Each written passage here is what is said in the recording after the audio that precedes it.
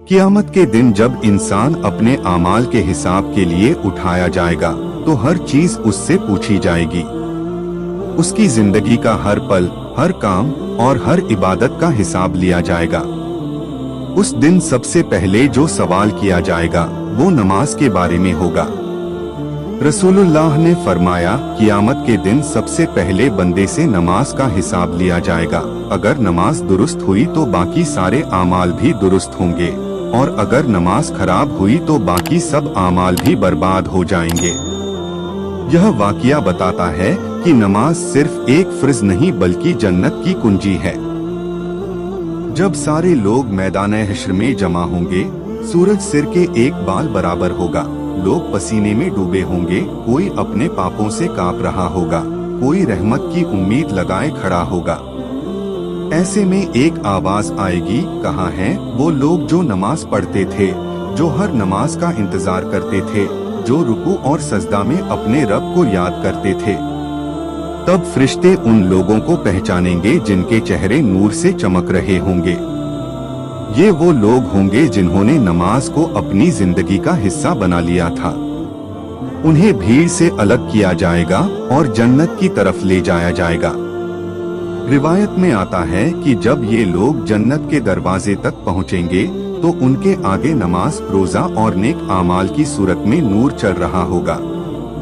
नमाज कहेगी, या अल्लाह, ये वो बंदा है जो दुनिया में मुझे कायम रखता था, मेरी हिफाजत करता था, बारिश हो या धूप मैं उसके सीने में थी।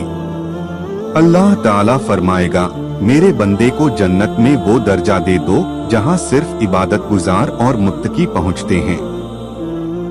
फिर जब वो जन्नत में दाखिल होगा तो नमाज की सूरत उसके सामने आएगी और कहेगी, मैं तेरे साथ थी जब तू अकेला था, मैं तेरे साथ हूँ अब भी जब तू जन्नत में है।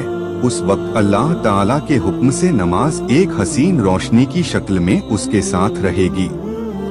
जन्नत में जब बंदा अपने महलों, बागों और नेमतों को देखेगा तो वो कहेगा, या अल्लाह, ये सब मेरी नमाज की बरकत है।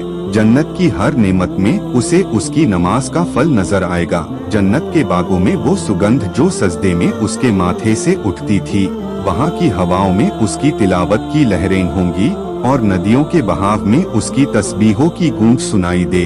जो लोग दुनिया में नमाज को हल्का समझते थे, जो देर करते थे या छोड़ देते थे, उनके लिए भी एक मंजर बयान किया गया है। जब वो लोग हश्र के मैदान में खड़े होंगे तो नमाज उनसे मुंह मोड़ लेगी और कहेगी, तूने मुझे जाया किया था, अब मैं तुझे छोड़ती हूँ। उस वक्त वो शर्मिंदगी और अफसोस से भर जाएगा। लेकिन जो नमाज के पाबंद रहे उनके लिए जन्नत के दरवाजे खुले होंगे। जन्नत में उन्हें बाबुस्सलाह नाम का दरवाजा दिया जाएगा। यह वो दरवाजा है जिससे सिर्फ नमाजी दाखिल होंगे। एक हदीस में आता है कि जन्नत में नमाजी जब दाखिल होगा तो अल्लाह ताला उसे फरमाएगा, मेरे बंदे, तूने दुनिया में मेरे हुक्म की पाबंदी की, आज मैं तुझे वो इनाम देता हूँ जिसका किसी आँख ने कभी नजारा नहीं किया, किसी कान ने कभी सुना नहीं और किसी दिल ने कभी सोचा नहीं।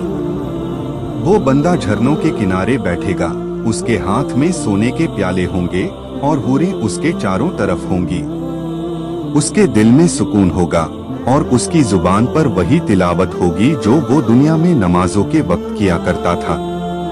कहा जाता है कि जब जन्नती लोग अपने महलों में होंगे तो उन्हें एक आवाज आएगी, ऐ जन्नत वालों, क्या तुम अपने रब का दीदार करना चाहते हो? सब कहेंगे, या अल्लाह, इससे बढ़कर और क्या नेमत हो सकती है।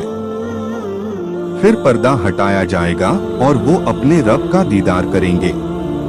उस वक्त जो लोग नमाजी थे उनके चेहरे सबसे ज्यादा चमक रहे होंगे, क्योंकि वो वही थे जो दुनिया में हर दिन अपने रब से मिलने की तैयारी करते थे।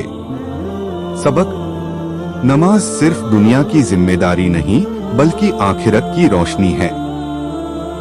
जो इसे अपनाएगा उसकी जन्नत में जगह बुलंद होगी और जो इससे गाफिल रहा उसे अफसोस के सिवा कुछ नहीं मिलेगा। अल्लाह हम सबको नमाज की पाबंदी करने वाला बनाए ताकि जन्नत में हमारी नमाज हमारे साथ हो। आमीन।